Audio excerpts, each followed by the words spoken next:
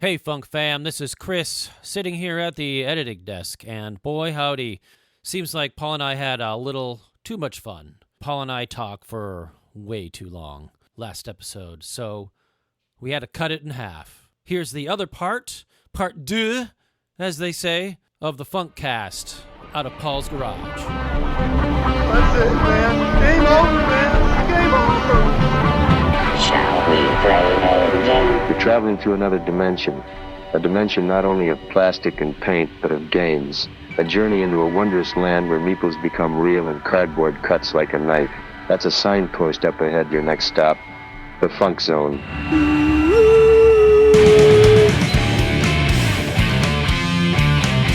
Yeah. All right. So that was what you did. For us. That's me with the playing of a big Star Wars thing. We talked about it a little bit. I played some Crisis Protocol. Yes, it's still set last up week. It's right still, here on the table. Still, I didn't touch it in a week. In fact, there's a mini still on the board. As it should be. I just noticed. Yeah, still fighting. Still fighting the good fight. Yeah, Q came over. He was on the last couple episodes, and he came over for our weekly games. We try to get in games every week if we can. Nice. And I was like, "What do you want to play this week? Do you want to play?" We got the new Champions Pack. We got Loki to play with. Do you want to continue our Arkham campaign that you said that we were going to keep playing and that I shouldn't put away, but I had to put away? Right. And he said, "No, I don't want to play either of those." This is shocking. He wanted to play Crisis Protocol, which Nice. he and I had not played Crisis Protocol in a few years. I took it up to the cabin. We played it on a tiny little table. Oh my gosh. I can see it on a little card table almost. It's like it barely fits. it was a kitchen table that's about 30% of the size of this one. Yeah. Like the mat was hanging over the edges. Love it. So we played, and I played my Spider Foes because that's What did you do? That's how you roll. I like Spider Foes for a couple of reasons. One, it's the team that I'm the most passionate about. Because originally when I got into Crisis Protocol, the plan was to play with the kid, right? And the kid is a huge Spider-Man fan. Huge Miles Morales fan. Yeah. Or was at the time. And so I was like, okay, you can play Miles Morales and the other Spider heroes. Right. And then I'll play the Spider Foes. And it'll be that thematic head-to-head, and we'll have a good time. So I spent all my time when I was painting the game. I spent all my time painting the Spider Heroes and the Spider Foes. At least initially, Right. I ended up branching out once I finished them. So that's the second reason I like to play the Spider Foes is they're all painted. Yeah. Yes. Right. And I'm really proud of the paint work that I did on those. I find those minis are more dynamic and more interesting than the Spider-Man heroes. Yeah. There's a couple good ones like the Amazing Spider-Man where he's like swinging on the webs around the exploding radio tower. The radio tower, and he's getting out there. Yes, Yeah. that one's very great. dynamic. The one that came with the Doc Ock terrain, it was like the reprint models. That one's pretty dynamic, but most of them were early models and they weren't super interesting, right? They were pretty. You had your tactical rock and you had your thing. No, Yeah. yes. Or And they're still tactical good. mailbox Right. in the case of Miles. Yes. But for the Spider Foes, you've got like Mysterio. He's like wrapped in the mist, which is super cool. You've got Lizard jumping out of the sewer, which is my favorite model. Yeah. The new Doc Ock is like propped up on his legs and shooting lasers. So they just look really good on the table. And it just goes to show really how the progress of Atomic Mass Games, how the design and building of their minis has like evolved. Like they've really, and I still love them. They still use too many tactical rocks. Oh yeah. But And you can tactical superpowers. stuff. Yeah.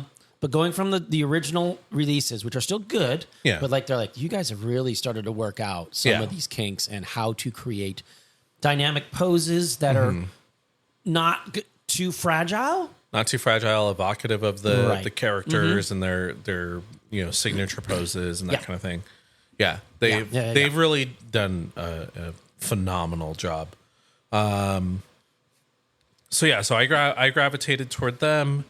Q originally wanted to play. He's a big X-23 fan. Mm-hmm. So he really wanted to play the Wolverine team. Yeah. Whatever that's called. Yeah. I should know that. Weapon X. Yes. There's a Weapon X team where it's all Weapon X heroes. Yep. But I don't have all of the Weapon X models. Clutch my pearls, Paul. I only have the X-23 Honey Badger. I have original Wolverine, Sabretooth. Deadpool, I think, is on that team. I think so. Yeah. So it's a smaller team. It doesn't have a leader. I don't have the Weapon X model. Right, because you need to be Weapon X. You need to have the Weapon X leadership card. Because I think it's a card that comes is that in. what it is? Okay. I think it comes with the Maverick. The Maverick Weapon I think X it's the bundle. Maverick Weapon X bundle. Yeah. I think it's in there. So he didn't have a leader ability. So he ended up pivoting to, because all of the Weapon X heroes that I have are all on X-Force. Yeah. So he pivoted to X-Force, ran Cable. I was like, oh, I've played against this matchup before. This is familiar. At least it's not Storm. Yeah. Hey. Oh, you're right. Yes, that is correct. So for those that aren't in the know, Chris is, if he's not playing Storm in the X-Men, he's playing Cable in the X-Force. Pretty much. That's pretty much it. So Q ran X-Force. It took us, he showed up at my house at, I want to say 5 p.m. We started playing around 8 p.m. All right. That's how long it took us to go through the cards, set up the terrain, figure out, go over the rules to remember how to play and how to build teams. Because it's been a while since I've had to do any of that. Excuse me. And so we didn't really start until 8. Mm-hmm. And then we get, and then we're going through Q's played this game once years ago. I haven't played it in a while. What the heck do we do? How do we do the different things? Everything's like me looking up in different rule books. I'm either looking at the old printed book from when the game first came out, or what I ended up doing is downloading the updated PDF and just like scrolling through that, trying to find what we needed. So it was a very slow game. We played a round, which the first round in MCP is very boring. It's just, well, it's usually the setup and moving stuff around. You're just moving things into position, right? Yeah. One of my favorite parts about Spider Foes is they have a couple of really tricksy, control-y things. They do. So I put a bomb on the 2 objectives in the center of the board, a trap. And so neither of us wanted to go near that because it's trapped. Yeah. And then I moved Mysterio up in that vicinity. So if he even tried to get closer to it, I could move Mysterio him into the trap. Oh, yes. Which I found out shortly thereafter that the trap doesn't trigger that way. It has to be a movement ability, not a placement. So being thrown or thrown, pushed, or pulled. Yeah. Yes. None of that will trigger the trap. Nuts. Which is fine. It was still very controller. We both avoided that center thing until the second round. I ended up getting, I think, 3 points in the first round because I managed to grab a couple of things. My entire team had either flying or wall crawler. Yep. And his team had none of it. Nope. The closest thing he had was body slide with Cable. Right. So he was a little bit behind at the end of the first round. And then going into the second round, that's of course the exciting round. That's when everybody starts clashing. Well, it's close enough and you can shoot and run and grab objectives and all that. That's when blood starts flying. Yeah. So we get into the second round and his X-23 engages with Lizard. He takes out Lizard in one turn. Which Lizard is my tankiest model, right? Like that's a big deal. That's a big deal. An X-23 can slice a dice if you roll good. And, Oh my gosh. He took out Lizard and put like Goblin at half health. So then I ran away with Goblin because that's what Goblin does. He just runs away all the time. And it went downhill for Q after that. He got one thing. He got a great start. Yeah. And then Wolverine tries to get the center things. The trap blows up. I roll great on the trap damage. So Wolverine's now at like 2 health. Yeah. And he's moving. I don't even remember what model that is. Who is that over by the apartment complex? Is that Mystique? Oh yeah, Mystique. Mystique was on his team. So he had Mystique on this team, and Mystique is trying to do the control-y stuff to mess with Mysterio. They both have stealth, and so they're like doing that push and pull. I can't see you. You can't see me. No, I can't see you. Yeah. No. Yeah. And so I was kind of like trying to position myself to where he had to do his actions first, and then I could react to that and clean up. I did deny him an action on Honey Badger. Nice. I think Goblin took her out. And then we got to the end. I think we both had like 1 or 2 I denied him like an action or 2. Right. And I had like 2 actions left, and he's like, "It's 11 o'clock at night," and we need to call it. I think we're going to call it here. So we finished the round, and Carnage shredded. I had 3 of his guys all dazed. He had 1 of mine dazed. Carnage is rough. Both Carnage and Venom, but Carnage for whatever reason, Carnage is pretty weak. Actually, they did increase his health by 1. They in the update? eroded him. Yep. Because Carnage if he gets in, he's kind of like X23. Yeah. If he gets in, he's going to shred. Right. But he's not as tanky or as durable as X23. And they changed X23 to make her less durable too. Right. They got rid of her adamantium skeleton ability.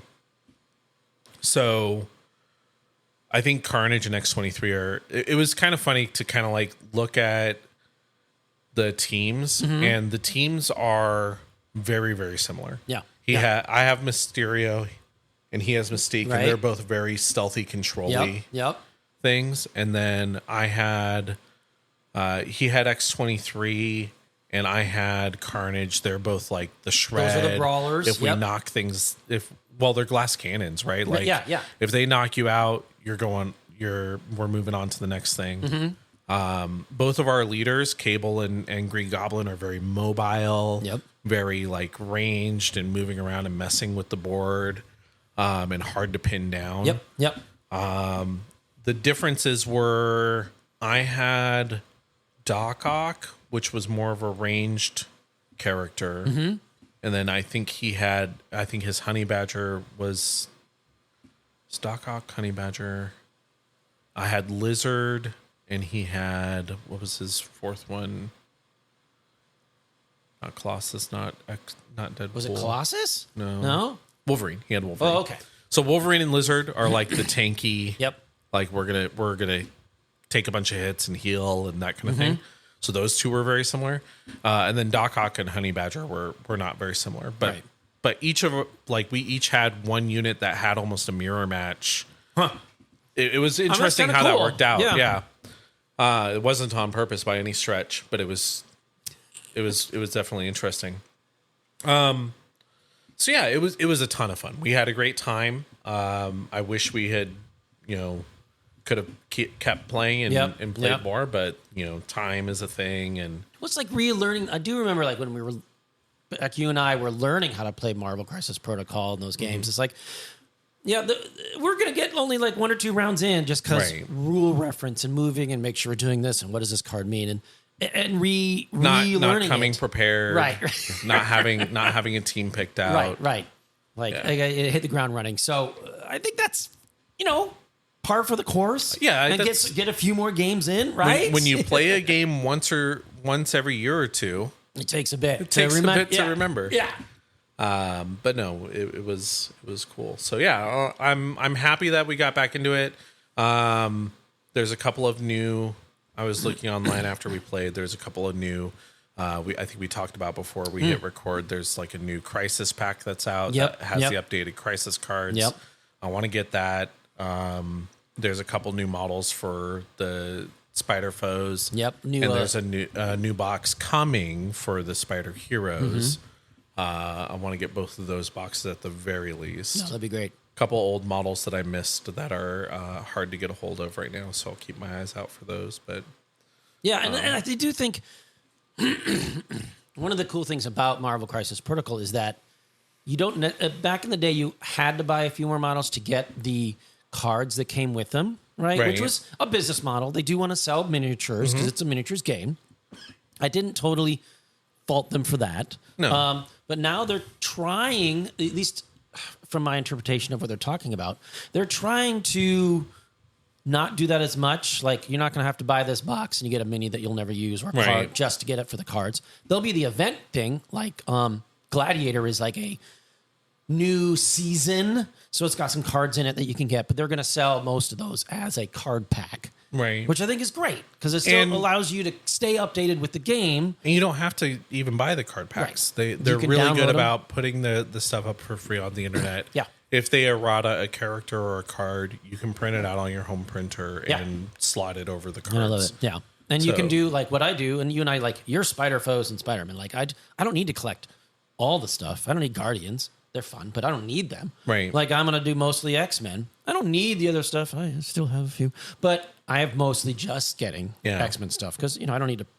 I can actually build and paint those within a reasonable amount of time. Yeah, right. As opposed to, like, 40 other heroes. I'm And like, we goodness talked gracious. about the pain of painting Yeah. Crisis Protocol, in that every hero is a hero mini. So Right. you want to take extra time on every mini.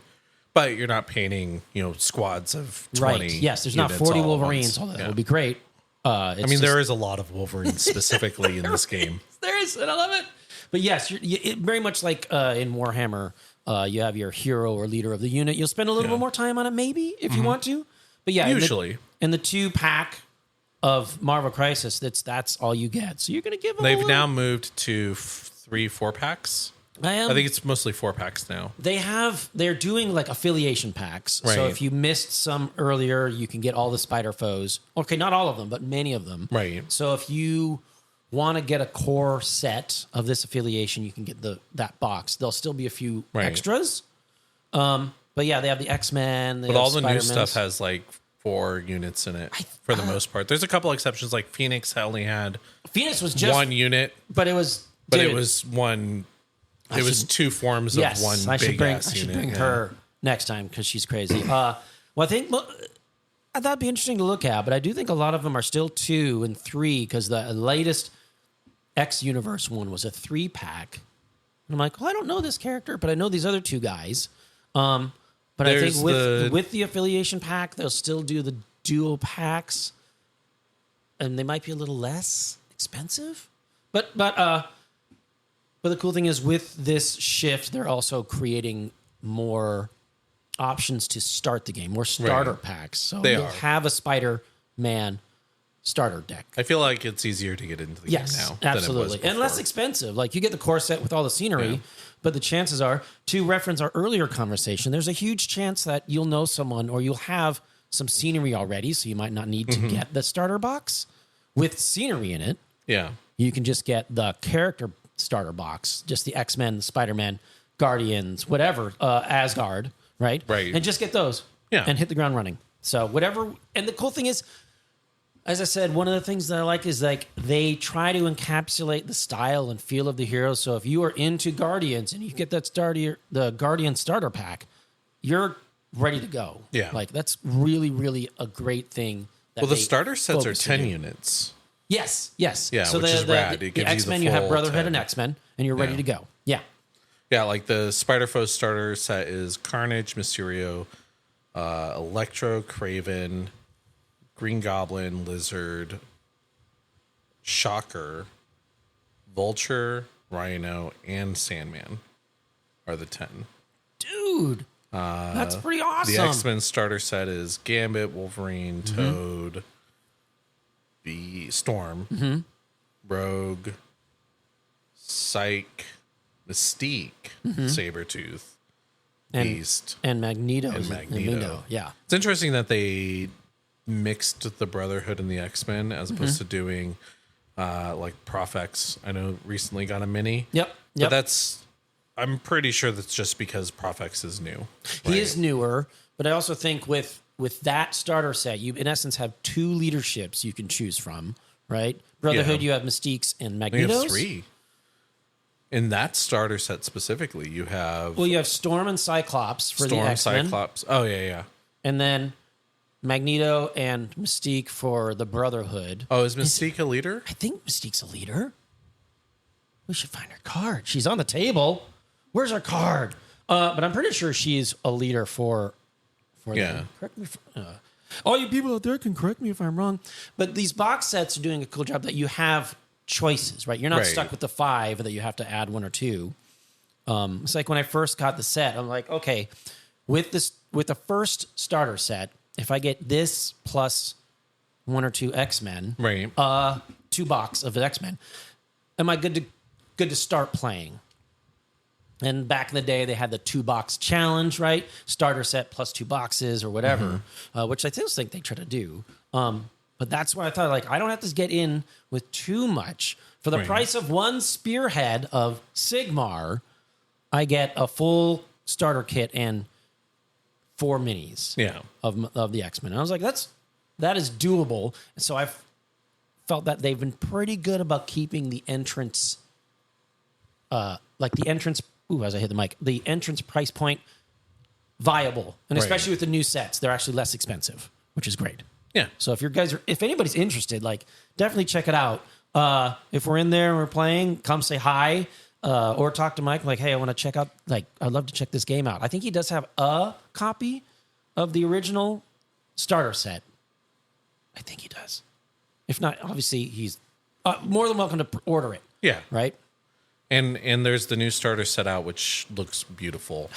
So we can special order that as well. So cool. Yeah. Other than that, though, I think for the interest of time, we talk about the last game that we both played. Yes. It's been a little bit since we played it twice. Yes. We played it as a 5-player game, and then we played it as a 2-player game. Yep. Just to kind of see how the game played at the different player counts, and how we liked it. Also, it was fun, and we wanted to play more of it. It's a fun game. It is actually, I wouldn't say regret, but it sat on the shelf unopened forever.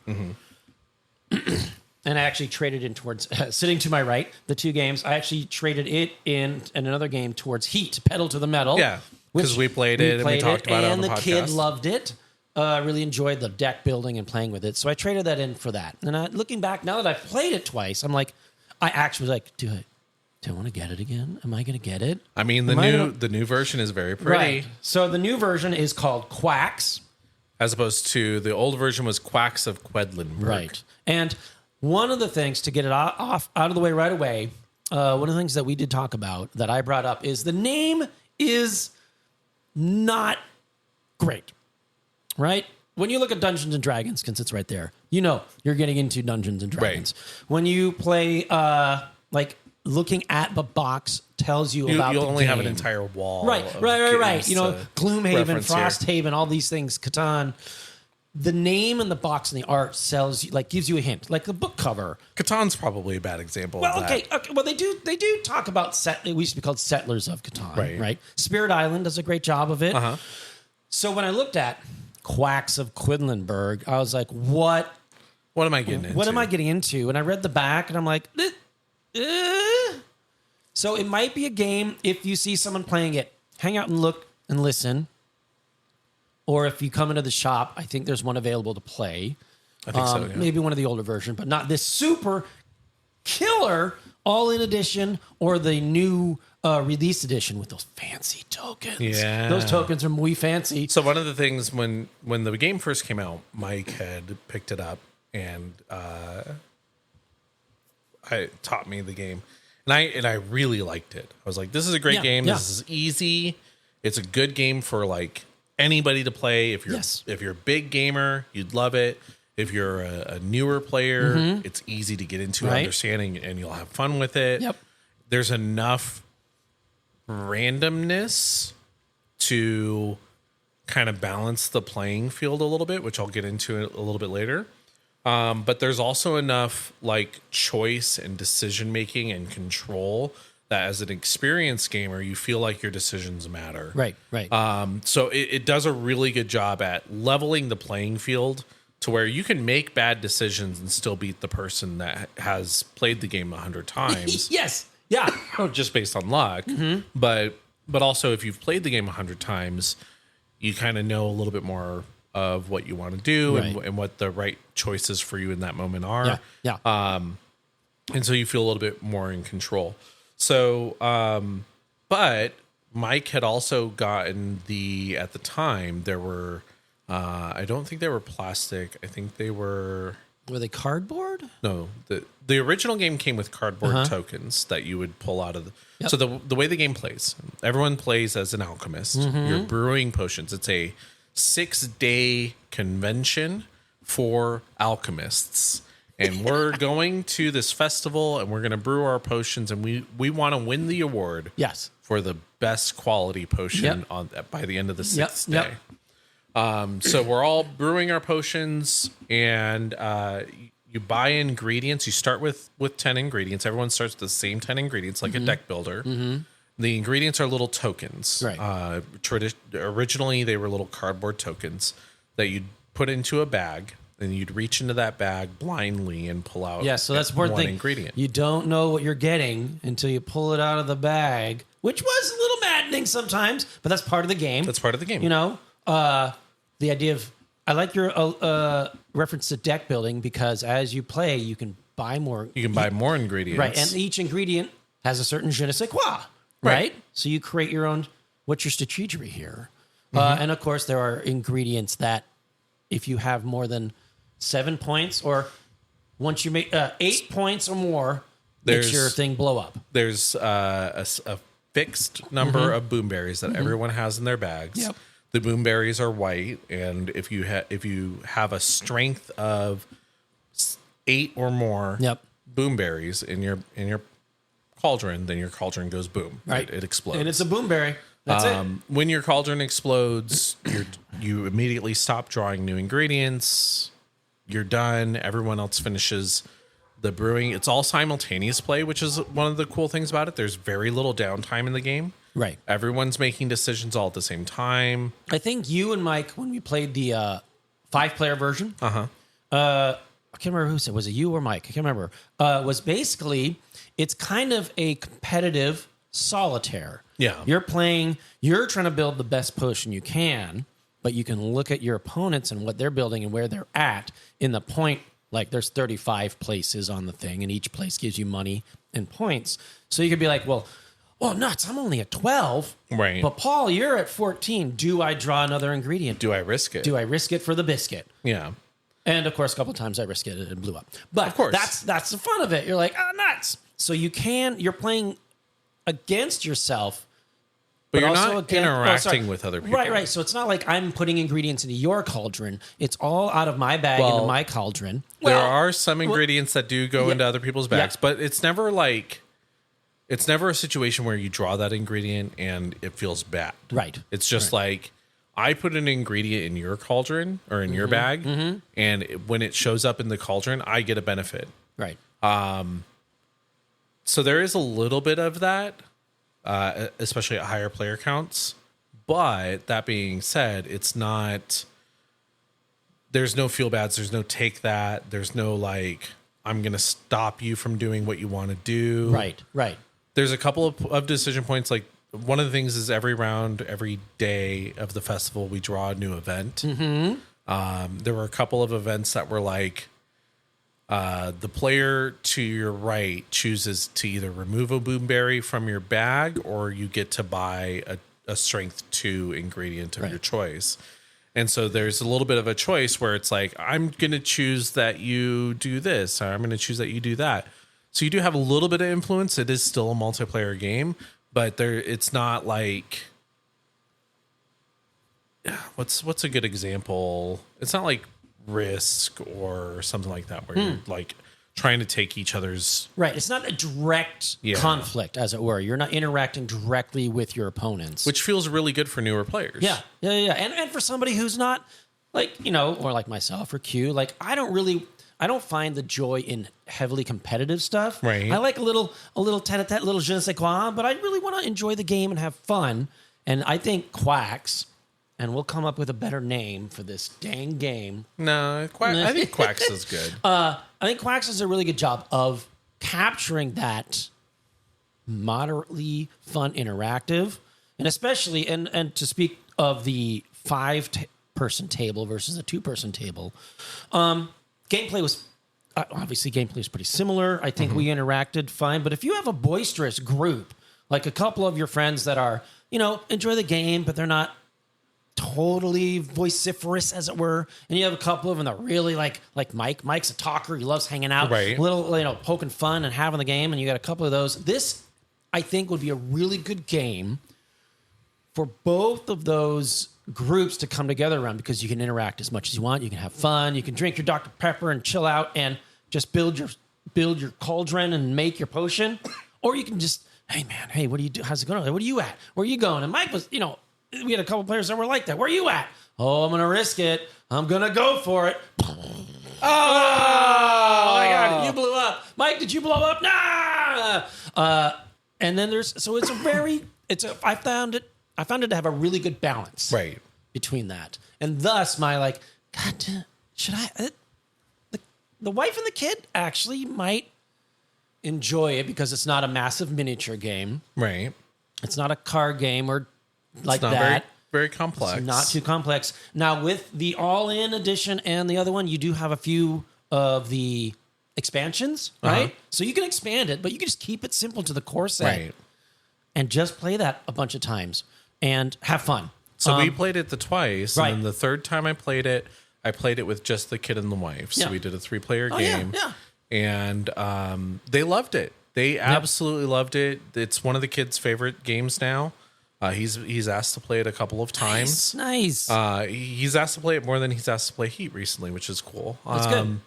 And so it's the wife enjoyed it. She's not a gamer at all. She doesn't much care for most board games. Right.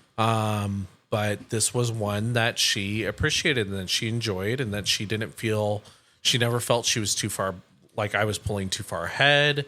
She never felt like she was out of the running. She understood what her decision points were.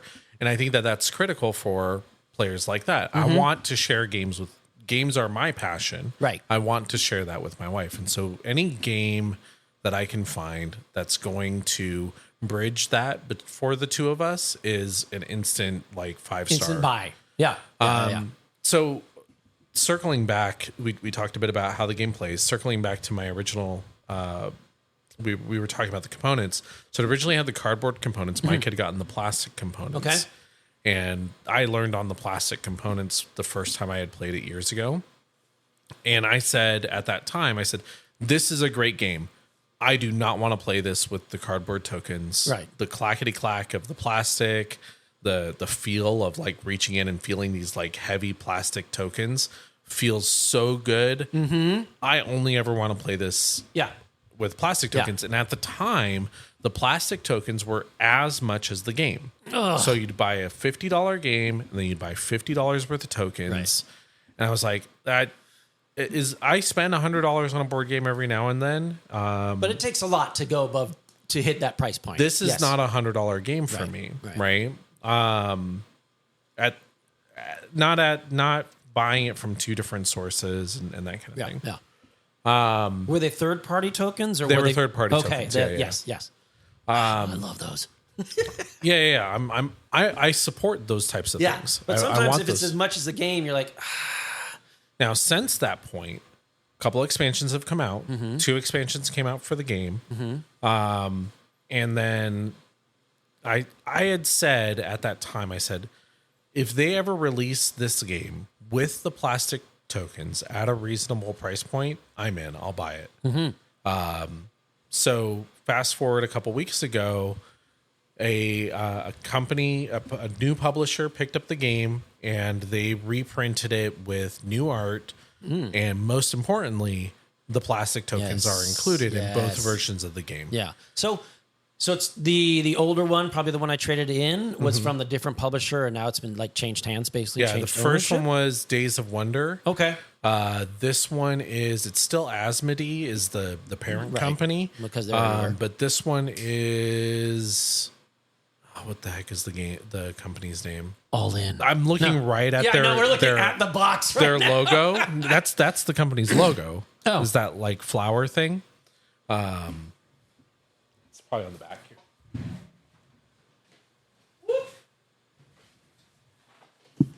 Bonk. All right.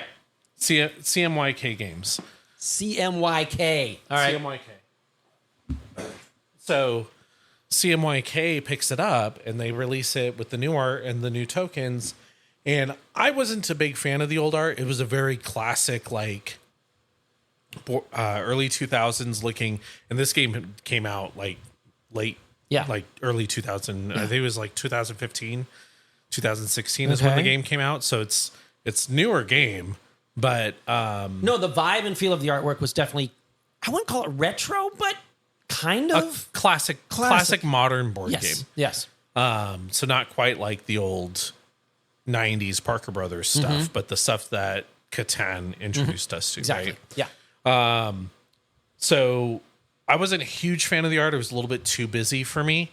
And the new version came out and it's $60 with the plastic tokens.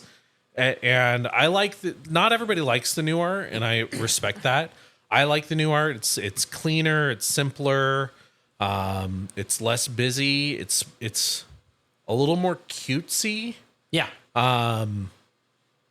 Less it's kind of this it's kind of got this like almost claymation look I was gonna to say, it. it's like, it's not cartoony, but it's like claymation cartoony adjacent, right? Going from, I think that's a good thing. The good example, going from a Catan style line artwork, right? Muted, softer colors or whatever, not too vibrant. And this stuff is definitely pop. It is, but it's also colors. like more of a pastel. Yes, yeah. Whereas that's more of a traditional Right, color palette. But I never played the original, I thought the new stuff on all this artwork was great. Yeah, I really I loved like it. the feel and vibe of the game. And those tokens are, you're right, those tokens are awesome. Now I ended up spending the $100 that I said I wasn't going to spend because I got the all-in edition. Yep. But for that extra cost, I got the two expansions in the game all together in one. Totally worth it. Yeah. There is, so whether you're buying the all-in edition with both expansions included, or if you're just buying the base game with no expansions, you've got so much game in that box. Every game's going to play differently just by the nature of how the game plays, which we still haven't talked about, but we will get to that. But on top of that, so the way the game plays, everyone draws a token from the bag. They place a number of spaces on their cauldron, spiraling out like you're stirring it. And it's the board game. You got spaces 1 through 35, and each space has, each number represents either money you can spend or bonus crystals you get. So you want to move your ingredients along the spiral of the board, basically. And then once you choose to stop pulling ingredients out of your bag or you explode, right? Then you're done drawing tokens. And then we move into a series of about 7 phases of what happens. So the first thing is whoever got the furthest in their cauldron gets to roll the bonus die. And if there's a tie, they both get to. Yep. Then you resolve a couple of the fancy tokens. So every ingredient does something different. Yep. And it either does it when you play it or does it during the end of day, like this sequence of events, there's right? 3 colors. The purple, green, and black tokens don't resolve until the end of the day. But all the other ones resolve like as they play. Yep. So you resolve the purple, greens, and blacks. Then if you end it on a space that's showing a ruby icon, then you get a ruby, which I'll get to in a second. Then after that, you get victory points equal to the number of victory points showing on the space that you ended on. Yep. So the further you get in your cauldron, the more victory points you get. Yep. Then you you go shopping, which is another number on that last space that you have to buy. And this is the big.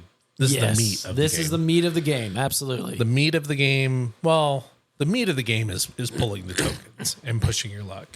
But like this is the second most important part. Right. And this is the part that like gives you the most choice. And this is where like it's not necessarily the most fun part of the game, but it's like a really this is where you see what other people are buying and what are they what strategy are they leaning toward and what strategy do you want to lean toward.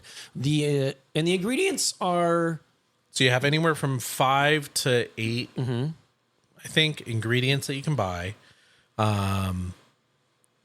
Each ingredient does something different. Yep. And when you buy it, it goes into your bag. Yep. And they're all good. Every ingredient is a good thing. right. And so you're buying these ingredients kind of like a deck builder. You're adding these tokens to your bag.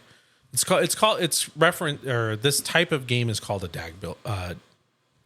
Dagger builder. Dag builder. A bag builder. Yes. Bag building games have been around for a while. We've seen it with the Dice Masters game, where you're taking dice or tokens, you're putting them in a bag, and they're influencing, and you're growing your bag, right? And you're changing your odds, but everyone starts with the same set initially, and so you're adding these tokens, and you're decreasing the odds that you're going to see those boomberries, and you're doing more powerful, cool things each day when you're going to brew your potion for the next day. There's a really cool, if your pot exploded, it's really not that bad of a thing. You just choose whether you're going to get victory points for that round or if you're going to go shopping for that round. You don't get both. Right. But if you didn't explode, you get both. It is better, objectively, not to explode. Right. But it's not the end of the world. Right. And that's another cool thing about the game. I think that's another reason why it's so approachable is there's the punishment for pushing your luck too far isn't too great. Right. It's the bad stuff isn't horrible. You're not going to lose. You're not going to instantly lose the game because your pot exploded. Right. You know, it's like getting splashed by the slime on Nickelodeon. You're like, it blew up in your face, and you can come back the next day. Yeah. And build your potion again. There's been a few times where I've intentionally exploded my potion. Did you do that when like an R2 player? I think you're so, like every time I blow up, something cool happens, and I'm like, wait a second. Yes, my clever plan. Yeah, it was great. I did. Yes. Yeah. So there is like I think that's a cool strategy about the game, where it's like, do I care about these 6 victory points this turn, or do I want to get buy a couple extra tokens, right? A couple more fancy ingredients to make my next day more powerful. Right. The last thing that you do, so then you use the rubies to buy, either flip your potion, your flask back over, which the flask gives you a redraw. Right. As long as your potion's not exploding, you can redraw, see whatever you drew. I don't want that ingredient this early, or that's a boomberry. I'm not ready for a boomberry yet. Right. I'm going to throw it back and draw again. You refill your flask by spending 2 rubies, or you can spend 2 rubies to make your starter on your potion move up, which just starts you further ahead. And there in our I think it was our 2-player game, the build I was going for with my ingredients was like I wanted to start as far as I could. Yeah. And if I explode, then I get good things. Right. Not necessarily great. Not the greatest, but it's not a horrible It doesn't set me back as far. Right. And then no, it wasn't if I explode. It was I got a benefit based on how many spaces behind you were. Oh yeah, for each rat tail you got more points, I think. It was the mandrake, the yellow mandrake token. It got like a plus equal to the number of spaces behind you were.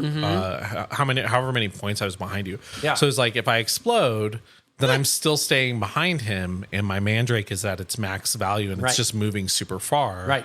And then at the end, for the last like 2 or 3 days, I was like, all right, I'm not going to explode anymore.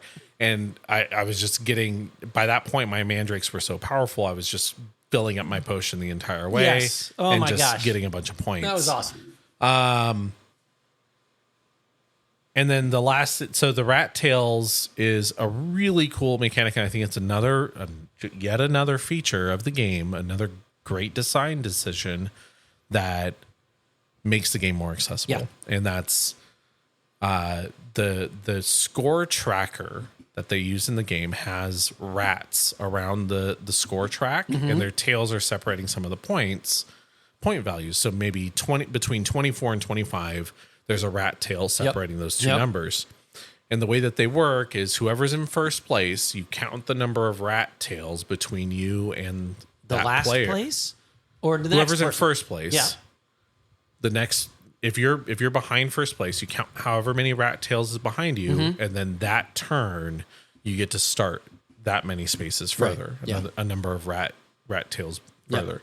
There's usually like 2 or 3 numbers between each rat tail, so it's not like a 1-for-1. If I'm 10 points ahead of you, you start 10 spaces ahead. It's usually like 4 or 5. Yeah. But it's a neat little like Mario Kart-esque catch-up mechanic. Yeah, It's like you might be behind or might be last, and you're going to get your starting place on the cauldron is a little drop, and then the rat token will move that many places ahead. So as opposed to starting at space 1, you're going to start at space 5, 6 or 6, 7. 7. Yeah. So you're already hopefully catching up, right? Right. You know, not feel bad like I'm in last place. Oh no, I get like 7 extra spaces I can move ahead. That's okay. That's not bad. Yeah, it keeps the, and it's not like, it's not good enough that you don't want to be in first place, but it's also not bad enough that you feel bad about it being further behind. You don't feel like you're out of the game. I think it's a very good equalizer. Yeah. Because in our 5-player game, there wasn't ever a moment where someone was just hosed. Yeah. Like, they are so far behind. Like, no, you can move up your space. It doesn't move. I don't think it moves you on the points. I think 1 or 2 players were pretty far behind in the 5-player game. Well, it's But that being said, that I honestly, I think that was less a reflection on the game mechanics and more a reflection on just some of the decisions that they made. right. But again, I don't feel like they were ever out of the game. No. They 'Cause were I know definitely there was a further round where behind. they came though. in and they caught up. Yeah. Now the next round they blew up, so they fell back behind. But they were never how to say it, you never felt you were stuck in last Right. place. You always felt, as I like to say, so you're saying there's a chance, right? You Yep. have ability. There's a mechanic in the game that allows you to. It's okay. You came in last place yesterday, but today here's a little. You know, the rats are sneaking in and messing with your opponents or whatever, Right. or stealing ingredients. So you have a chance to get a little closer to a higher number, so you can buy more ingredients. Which I was like, again, to your point, very cool balancing mechanic. Yeah, I agree. So then I ended up playing the game a 4th time Ooh. with another 5-player game with my family, with my 2 brothers, my mom, and my sister-in-law. Great. And so the 5 of us played a game. Similar experience. They all loved it. They all had a good time. It went a little bit long because it was after a later dinner in the middle of the week. Right. So everyone was ready for the game to be over. You're like, okay, we can call it. To be fair, Yeah. my brother kept trying to make jokes at the beginning of the game, and I kept shutting him down. I'm like, hey, we need to move. Let's go. And then we get to the end. He's like, this game's so long. I said, well, if you'd shut your damn mouth for the beginning of the game, we would have been over by now. There's a balance between the socialization and the gameplay, right? There's a balance there. Yeah, I mean, it was the jokes he was making were like specifically to slow down the game, Right. As you do. So yeah, there's some differences there. So, but yeah, everybody loved it. They had a great time. It was the theme of being witches and wizards brewing potions feels great. Everybody loved that. Yeah. And the game ended with being a very close game. I think it was 2 point. There was a 2 point difference between first and second place, which I think was the same as our first game. Yeah. Our other 5-player game. Yeah. That game So I was the most experienced player in that game. And to kind of go back to my earlier point about like, hey, playing this as a skilled player. Right. Like I know the game. I know what I'm doing. It could still not matter. And so part of it was like I had probably toward the second half of the game 15, 20 tokens in my bag. Like good that's tokens. A lot. Yeah. Well, the normal amount, right? You buy you can buy two tokens per turn. Yep. So maybe 10 tokens plus the 10 you start with, right? But there's a good chance that I'm pulling good tokens, right? There's a ton of good tokens in there. I, for 3 rounds in a row, pulled 1 or 2 good tokens before my pot exploded. There, several times I've played the game, I've been able to pull until I only had white tokens left in the bag. Yeah. Or really close to it, right? Like the odds were really good. Yeah. But this game, the odds, sometimes the odds are not in your favor. I could not catch up for my life. It didn't matter how many rat tails I got. I just kept exploding. Yeah. And I still had a great time. Yeah. Right. Like it was frustrating, but at the same time, I was still having fun and I was still laughing and enjoying my time with my family. And this game does a really good job at that. And while I did finish in last place, as a result of that, I was still within, I think, 15 points of first place, which in this game is not a lot. Right. It's not as close as 2. But it's you weren't skunked, as it were. You weren't left way in the If dust. I had drawn just a couple better tokens in 1 or 2 of those rounds, even just 1 or 2 better tokens, right? It would have made a huge difference. So, I will say, if you're not a big fan of randomness, if you're not a fan of pushing your luck, if the prospect of I just drew 5 tokens from my bag and all 5 of them were white tokens and the next one I draw is a white token and I explode without seeing a single of my other good tokens, which did happen to me in one of those rounds. If that's like a game breaker for you, then don't get this game. Don't play this game. Well, I think it was in our 2-player one. There was a round where I had the same thing. It's like, man, I just drew, because the white tokens, your boomberries, are values of 1, 2, and 3. There's 4 1s, 2 2s, and a 3, I think. And then later in the game, you add another 1. And you can get more. I think I pulled my 3 and my 2 like right off the bat. And I was like, okay, I cannot, there's got to be more. There's got to be more. I was trying to do the math, and I'm like, okay, I have a 1 in 4 chance of pulling the one that's going to make me explode, and I pull the one that's going to make me explode. Right. And I was like, but again, to your point, it's not a gotcha moment. It's not a feel bad moment. You know, it's like, I tried to chance it, didn't work out. It's better if you don't explode, but if I explode, at least I still get to buy more ingredients. Right. And you're earlier in the game, like I don't need the points yet. I'm going to buy some more ingredients to increase my odds. But yeah, to that point, I thought I didn't, again, not a feel bad. Like I didn't feel like I'm going to table flip. I don't like this game anymore. No, I got 6 more rounds. I got 6 more days to try to catch up.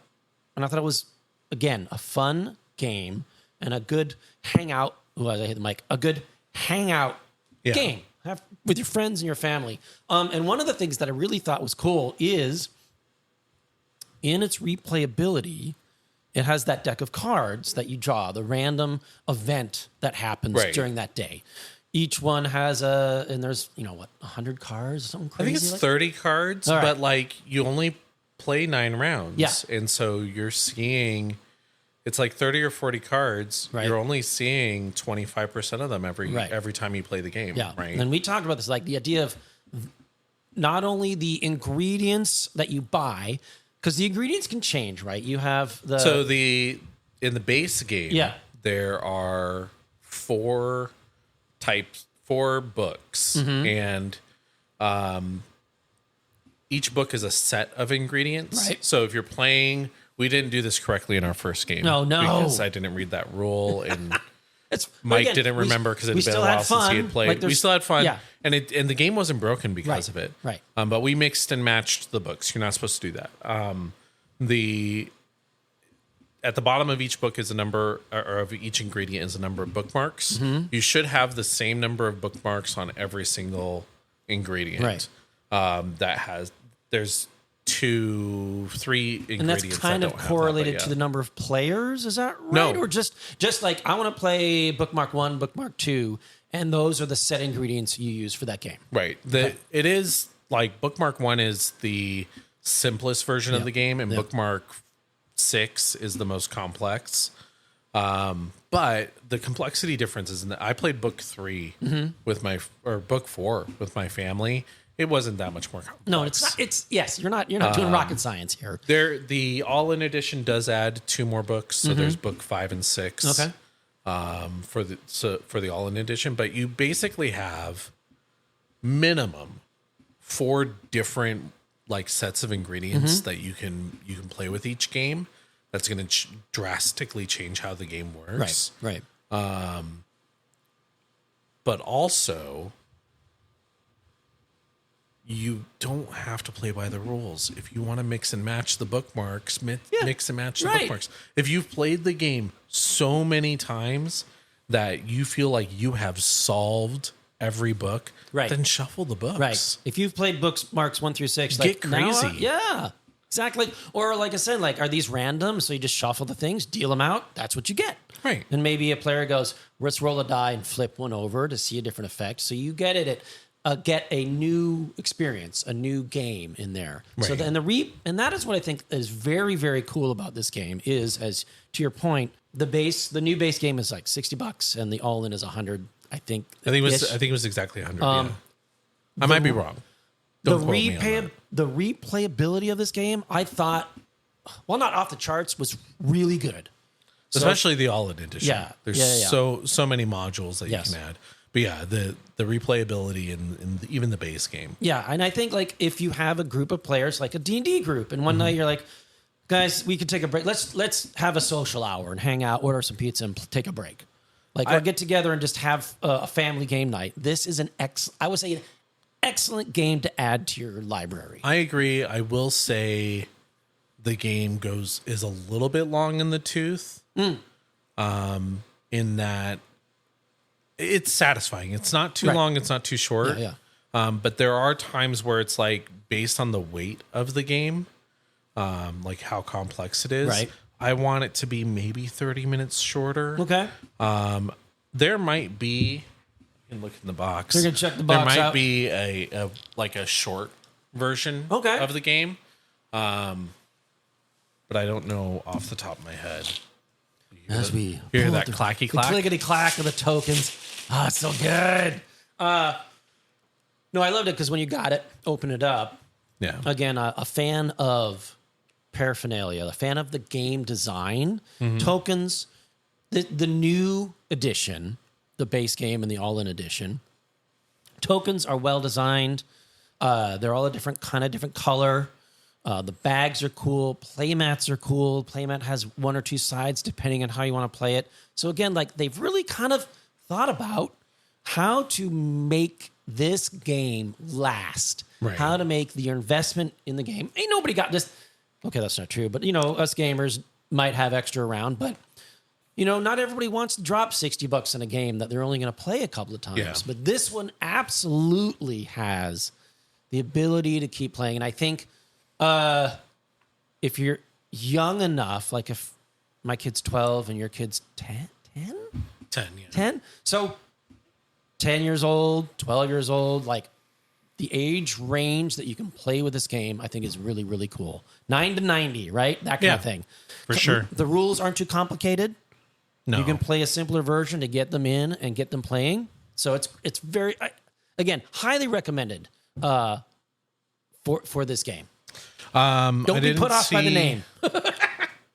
I didn't see a shorter version of the game. Okay. Although the rule book does call out specifically that the book sets have been selected so they blend well with one another. But feel free to create your own sets. Just use one of every color. Yeah.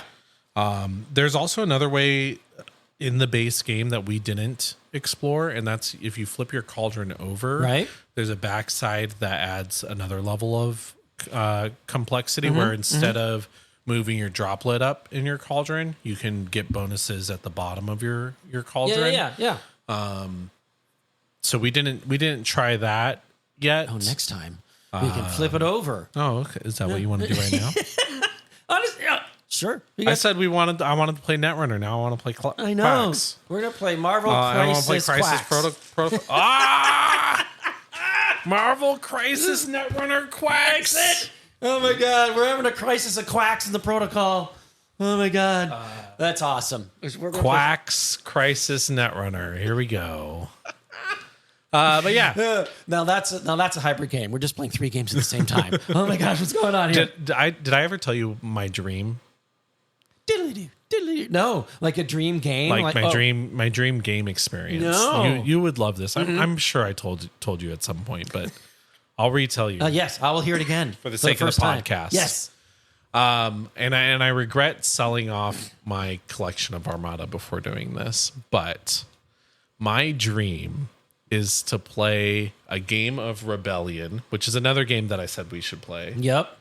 Where is it? It's there. There it is. Play a game of Rebellion. So Star Wars Rebellion is a 2 to 4 player game where one player plays as the Rebel Alliance, the other player plays as the Empire.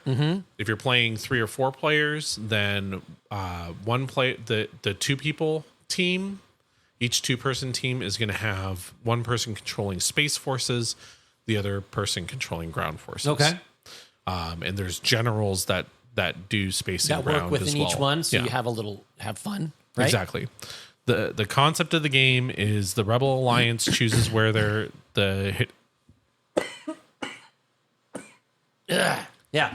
the Rebel Alliance chooses where the hidden Rebel base is going to be. They choose a planet, and then they hide that under the board at the beginning of the game. That's where the Rebel base is. It's not marked on the board. It's on identified by a card. Right. And then the Rebel Alliance can deploy their units, and they want to try and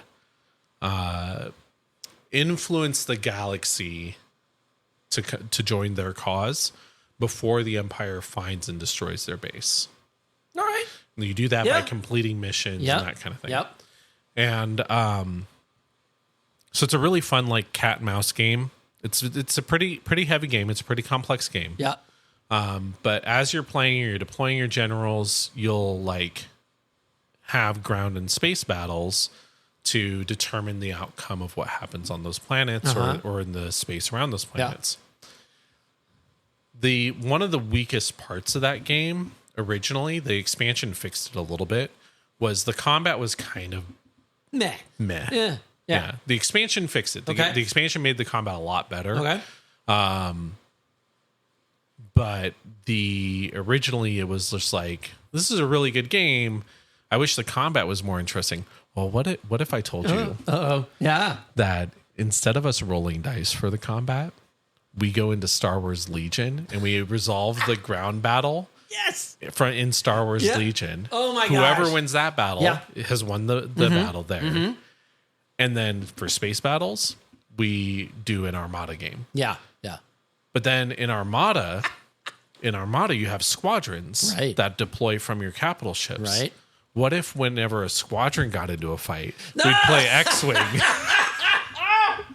And it's just a turducken of Star Wars games. That would be the game that would last forever. All right, this weekend we're going to get to the space battle. Okay, next week we're going to play. We have Armada. The space battle had a squadron dogfight. We got to play some X-Wing. Got to hop over to the X-Wing table. Yeah. Oh my gosh! Would that not be the coolest thing ever? I admit that would be. If you want to that game would take forever. If you want to do a Star Wars weekend, like we're going to start with Rebellion. That would have to be a Star Wars week, but yes. Oh, no, you're probably right. Like over summer or something like that. Right? Like, all right, everybody show up every night or every day for 8 hours because we're going to play Rebellion. And then it's going to turn into Legion. And Legion's not a short game either. No. I never played... Outer Rim? I never played... Armada? Armada, thank you. I never played Armada. I did play X-Wing. Yeah. X-Wing's fast-ish, you know. But Armada is definitely the larger scale, much like Legion. It's a lot slower. A lot of ships. It's not as Legion is a proper miniatures game. Armada was a good middle ground between the beer and pretzels vibes of X-Wing and the like full on tactical miniatures game of Legion. Armada's like right in between. All right, I'm going to throw another one that you could do. Uh-oh. So you're playing Legion. And let's say you're Luke and Vader or your generals get together. You jump over to Shatterpoint. And now you're playing just that thing. Right. So you win the Shatterpoint, and then that changes the battle in the Legion. And Yeah. then oh my gosh, that is totally a Star Wars turducken, and I am there for it. I think Shatterpoint and Legion share a little too much crossover. They do a little bit. In fact, Shatterpoint, I still haven't played it. I know you haven't played it. No. And we both have it, I think, somewhere. Well, Cube has it, and it's stored at my house. Yes. Yeah. I think there's enough similarities between Legion and Shatterpoint that I don't think we'd want to turducken that one. We could replace Legion with right, we Shatterpoint because it could. would be faster. That is true. Because I think Shatterpoint might be closer to that squad style, X-Wing style. Legion is definitely army. Right. Yeah. But yeah, I mean, they made a version of Legion, I think, where it's smaller, kind of like Spearhead. Yeah. A smaller, less points. And then, then Shatterpoint is definitely like the... Shatterpoint is just Marvel. another version of Crisis Protocol. It is different. It is its own game. There are rules and mechanics that are different enough that you can't mix and match the two. Right. They're not using the same system, but the systems are so similar that that's part of the reason I haven't played Shatterpoint. It's like anytime I want to play a game like that, I have minis painted for Crisis I'm Protocol. leaning toward Marvel. And it depends the flavor. Like, if I'm feeling Star Wars, do I want to do Shatterpoint Legion? Right. Or if I'm feeling Marvel, which is usually how I lean. And I love Star Wars. Like, look around the room. There's not enough Star Wars here, Paul. In any, if you look in any direction, there's Star Wars somewhere in your periphery. I love Star Wars. I have enough Star Wars. Sometimes I want to play a little bit of Marvel. Exactly. Sometimes I just want to... We literally just talked about making a turducken out of 6 different Star Wars games. Yes. I can't make a turducken out of any Marvel games yet. Not yet. I mean, you could... No, I don't think you can. Yeah, I don't think you could. You were going to say Champions and Crisis Protocol. I know. I know. You've worked that puzzle out. Like, can I work it in there? It's not there yet. I mean, so to be fair, in the next couple of weeks, we are getting the next Marvel Champions expansion. Which, if you haven't heard, I have not, is Civil War. Ooh, and it is going to not only feature Captain America and Iron Man as villains that you play in the game against, right? So it's going to have 2 mini campaigns, right? From what I understand, 2 mini campaigns that you play You'll be on either playing against Iron Man or against Captain America. You're either pro-registration or anti-registration. Yep. But they're also introducing, for the first time ever in Marvel Champions, rules for PvP gaming, head-to-head competitive play. What? Yeah.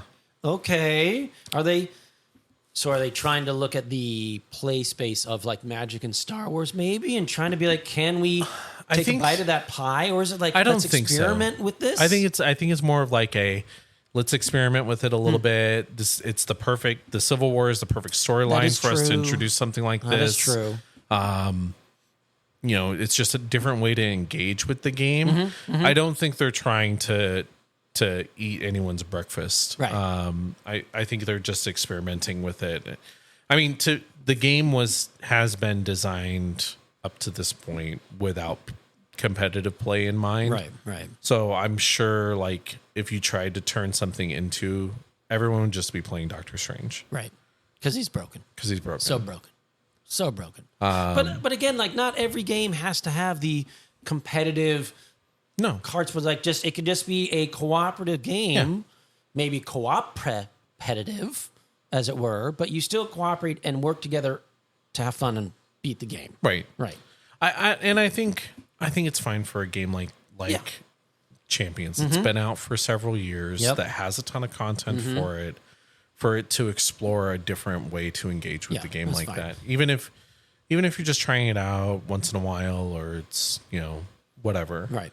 I think what I'm kind of excited to do with it is before we sit down to start a campaign, is I say, hey Chris, let's test our decks. Let's fight each other real quick. Okay. Let's go to the danger room. Right. Let's do a little sparring. Let's see. Make sure our decks work before we commit to the campaign. Right. I think that's really cute. I think that's kind of fun. It's probably not going to be something I'll do every time, but it's definitely something that I like the idea. And if it's Marvel Champions, I mean, it's in the game, right? Marvel Champions, you're playing the heroes against the bad guys for the most part. Or, opponents that have made interesting choices that put you in adverse situations, however you want to look at it. So it's in the title, Marvel Champions, right? Now, if there's like because you can play with two people, but maybe you don't want to play the full game and just a little test deck test or something like that. I think that's kind of fun. Yeah, I don't mind it. I'm not averse to that idea. I'm definitely interested in trying it out. It's definitely not going to be the primary way that I engage with the game. Right. That's kind of how I feel about it. I love it. Now, I have as we wrap up, because we have an awesome. This has been an amazing. It's been a long episode because we didn't have a lot to fix in post. So much to, oh my gosh, I'm going to earn my editing dollars now. So, 2 questions. I'm sure people are happy that we just didn't talk about Daggerheart the whole time. Oh, so when we were playing Dagger, no I'm kidding. So 2 questions. When you and Q played MCP, and you guys both really love Marvel Champions, this is something whether you guys brought it up or thought about it. One thing that we mention when we do talk about Marvel Champions is the idea of how it captures Marvel heroes. Yeah. And I think MCP does the same thing. Did Q go, I remember like a little memory or this is starting to capture and hit upon the reason why I like Marvel Champions. It's capturing the flavor of these characters. And that I'll be interested to see what his viewpoint of. Yeah, he didn't mention it. That's something we can definitely talk to him about. Q, if you're out there, post in the comments, whatever. If you want to be like, it was terrible, or Champions captures it better, but I haven't played enough MCP to really find out. I think, personally speaking, Champions does a little bit of a better job at Spider-Man feeling like Spider-Man. That being said, it's the differences are so small. Like the character design in Crisis Protocol is on point. Yeah. Like goblins flying around, Cable is body sliding. X-23 is just slicing shredding. And dicing. Wolverine's getting angry and shredding, and they're constantly regenerating. Right? They did a really good one of the mechanics for Doc Ock that I really like from a flavor standpoint. Doc Ock's ranged attack, his spender, ignores line of sight. And the reason that works is he's sending his tentacle out over the cover or around the corner and it's shooting its lasers. And that's so Doc Ock. Oh, yeah. That's so on point. So great. Crisis Protocol does a great job with that stuff. Carnage is like he's a shredder. He's an offensive character. But he does it at he's melee, but it's range 3 melee. Right? Because he's got all these tentacles. He's this blur of red tentacle death.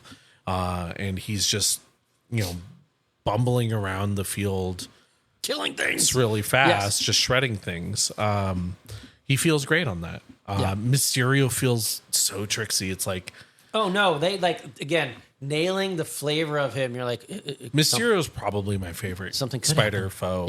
On the field. It's like Mysterio's abilities are if a player moves within range 3 of him, an opponent moves within range 3 of him, or is placed within range 3, right? Like it doesn't even have to be moved. He can then move that player short push them short. So they're not where they thought they were going. Right. Everything's an illusion. He also has a thing where he's got a 1 in energy and physical defense. He's super easy to hit. But he has a 4 in mystic defense. And then he has an ability where if he's being targeted by an attack, the attacker has to spend 2 power. Right. Or he gets to use his mystical defense because he's messing with your mind. Is it the real Mysterio? Yeah. Is it a copy? You don't know. But if you use your power, you can kind of figure it out a little bit. So he's just super tricksy. He's never where you think he is. Yeah. I love Mysterio. That's He's great. easily my favorite. And it's funny because he's the most different from the rest. All of the rest of them are very like punchy, brawly, control-y, like just meat shields. And then Mysterio's over here just floating around, just being a pest. Right. I freaking love I could be here. Mysterio. I could be there. Yeah. No, you're right. You're right. So it'd be interesting to figure out. Like, I do think Champions does because you can build stuff and really hone a deck into a character. Right. But MCP, I think, does a good job of making that snapshot of capturing this character at this moment in time. Yeah, it's really hard because as I'm talking about it, like MCP does such a good job at the character feeling like the character, but at the end of the day, they all have similar abilities. Yep. Yeah. It's all within the mechanics of the game. And so they feel distinct for sure, but mechanically they feel similar because it's part of the same game. Champions is obviously the same game. The characters feel distinct, but because you have all those extra cards to build the deck from the aspects, sometimes that kind of muddies the water a little bit. And it's not as visually striking as like seeing, Goblin fly across the battlefield and that kind of thing. Right. So, and your interesting. X23 deck is going to be a little different than mine, kind of thing. So you can customize and personalize a little bit more with Champions. But yeah, so maybe Champions has a little bit of an edge. I can see that. But I do love the fact that if you just want to play Wolverine, you can just here we go. He's pretty tasty. Like have at thee. They both do a really solid job.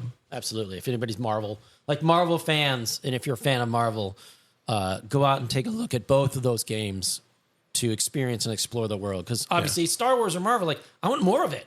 Like it's better than anything we've gotten from the movies in the last 5 years. I mean, on the whole, it was.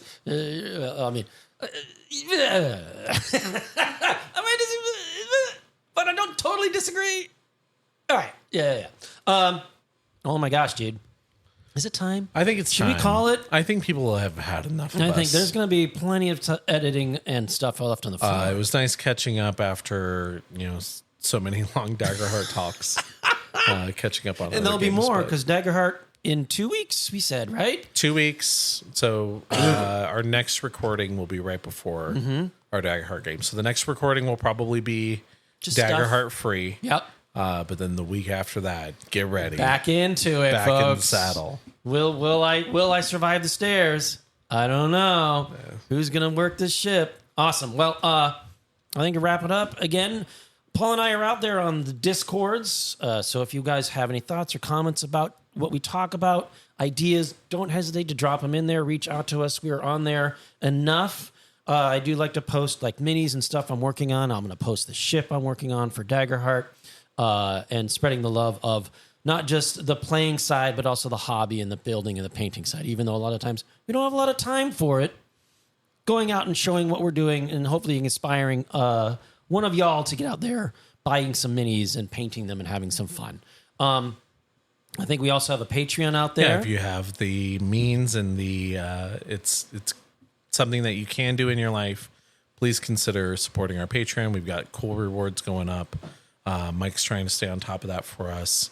And that allows Chris and I to continue sitting down and recording for you guys today and using this equipment that the shop has so graciously let us use. Provided. So if you can do that means just the world to us.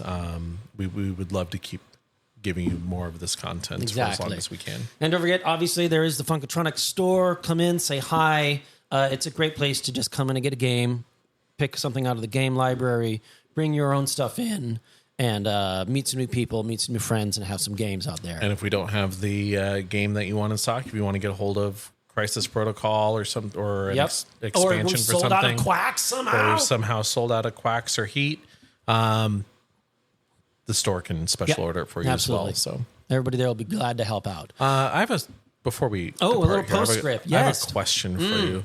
What soda would Mystique drink? Oh, we're going back in time. What soda would Mystique drink? I have my answer.